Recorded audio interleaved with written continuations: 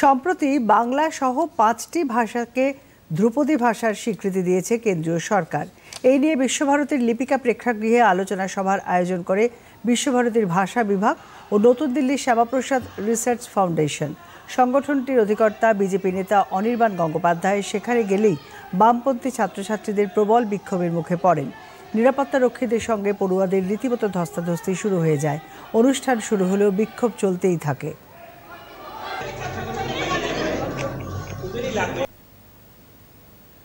অনির্বাণ গঙ্গোপাধ্যায় পরে বলেন, তার বক্তব্যে রাজনৈতিক কথাবার্তা ছিল না। নরেন্দ্র মোদী মহাশয় বিশ্বভারতীর আচার্য এবং তিনি এই যে 5টা ভাষা ধ্রুপদী ভাষা হিসেবে ঘোষণা করেছেন, তার মধ্যে বাংলা এবং তার মধ্যে পালি, বাংলা সব ভাষার চর্চা বিশ্বভারতীতে হয়। ভাষা ভবন অন্যান্য বিশ্ববিদ্যালয়ে যখন স্কুল অফ ল্যাঙ্গুয়েজ ছিল না, তখন ভাষা ভবনের প্রতিষ্ঠা হয়েছিল।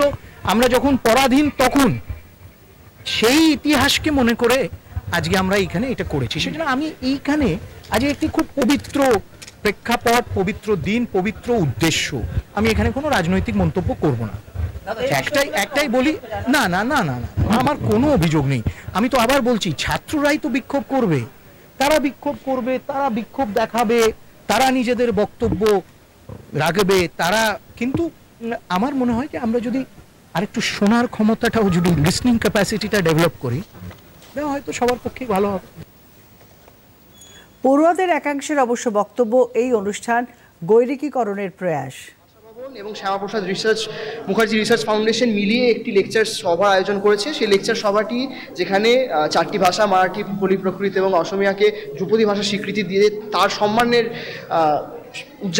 সেটি উদযাপন করছে। কিন্তু একই সঙ্গে সেই সম্মানটা কোথাও এরা ফেলে দিচ্ছে যখন এখানে শ্যামাপ্রসাদ মুখার্জি রিসার্চ ফাউন্ডেশন, যেটি সরাসরি একটি বিজেপি অ্যাফিলিয়েটেড অর্গানাইজেশন, তাদেরকে এনে তাদের সঙ্গে যৌথভাবে অর্গানাইজ করছে।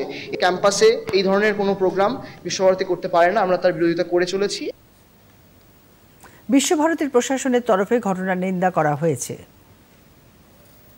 যারা রাস্তা আটকেছে তাদের বলা হয়েছে, তোমরা ধর্ণা দাও, তোমরা প্রদর্শন করো, কিন্তু রাস্তাটা এইভাবে আটকে দেবো না। যে মাটিতে বসে আছে, আমি নিজে দায়িত্ব নিয়ে ওই ছেলেটির হাত ধরে তুলেছি, তার হাতে রিস্ট ধরে তুলেছি, কারণ যিনি অতিথি তাকে ভেতরে ঢুকতে দাও। তাদের বলা হয়েছে, তোমরা সকলে ভেতরে এসো, তোমরা অনুষ্ঠান দেখো, যদি তোমাদের খারাপ মনে হয় তখন তোমাদের গণতান্ত্রিক অধিকার তোমরা করতে পারো।